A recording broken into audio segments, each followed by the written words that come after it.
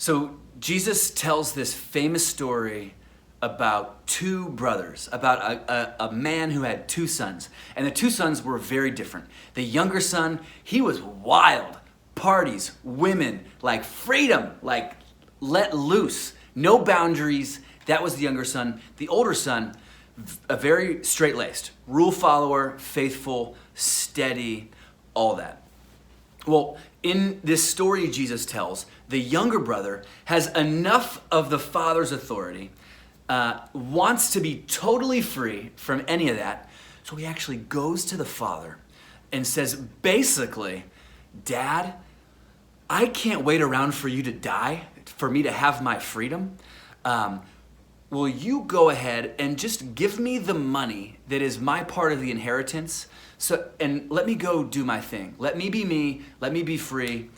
Give me the money and I'll be out. The father, as heartbroken as you can imagine the father was, acquiesces.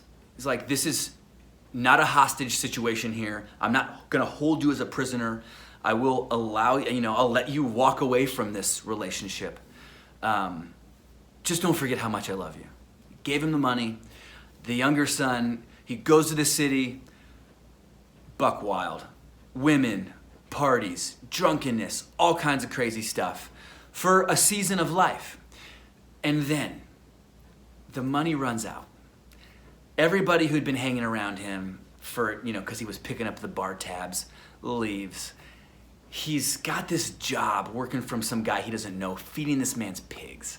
And, he finally realizes, he finally comes to his senses. Like, what I had done, turning my back on my dad, pursuing these over desires, has gotten me nowhere. It's left me empty. It's just put me in a huge mess. It's just a disaster. So here's the thing. You can think of Romans 1 as being written to that younger son. This is what happened. This is the disaster that results from pursuing over desires and turning our back on God. Romans 1 was written to the younger son.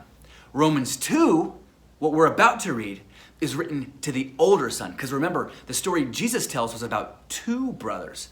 And the older son, the rule follower, the straight-laced one, the faithful one, the one who stood by his father's side all those years, working hard, working the land, helping the family, while the younger son was partying, Jesus tells a story about that son too, because the truth is, in the story Jesus tells, the older son breaks the father's heart just as much. Because when the younger son comes home, and he's like, I've messed up, like, let me back in the family, like, I just want to be in community with this family, the older son will have nothing to do with it. The older son, because he's so caught up in his own self-righteousness, and he's so caught up in his rule following, and he's so caught up in the fact that he deserves so much, didn't want to have anything to do with the younger son. And when the father, upon seeing the younger son return, decides to throw the most incredible party the town has ever seen, the older son won't have anything to do with it. The older son is so caught up in the fact that he deserved a party, not the younger son. He didn't want anything to do with it. And so he is contributing just as much to the dreams of the father not being realized. Romans 2 is written to the older brother. Romans 2 is written to the person who looks at the mess the world is in and says, it's a they problem and a them problem. It's not a me problem because I've been following the rules and I've been faithful and I've been doing what I need to do. And Paul says, no, it doesn't work. Remember, Romans is Paul's fullest explanation of the gospel.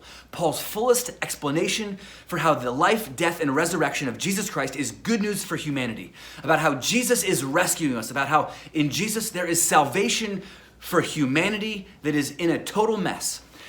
And Jesus won't mean a thing to the person who sits on their high horse and thinks that the mess is a they problem and a them problem. Jesus begins to matter for the person who realizes that the mess is a me problem. That I am a contributor to the disaster just as much. I love you guys. See you soon.